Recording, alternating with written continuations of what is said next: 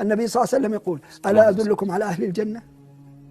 يا الله، اللهم اجعلنا منهم يا آمين آمين يا رب، اجعلنا من أهل الجنة العتقاء السعداء هذه الليالي. آمين.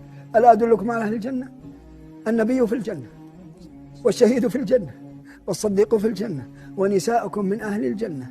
الودود الولود التي إذا غضبت من زوجها أو غضب منها دخلت عليه فصافحته، قالت: لا أذوق غمضا حتى ترضى عني. هي في الجنة، هي في الجنة، هي في الجنة. الله. يا الله. هذا ينطبق على الزوجة وعلى الزوج.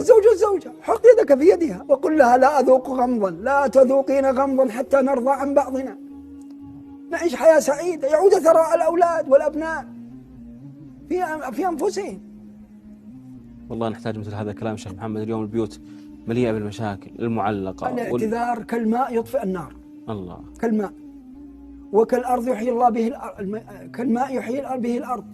الاعتذار زينة للمسلم، لا يزيد الإنسان إلا رفعة ومكانة وعلو. ما فيه ذل أبدا، ما في ذل ولا في عملية شخصية وكرامة أبدا.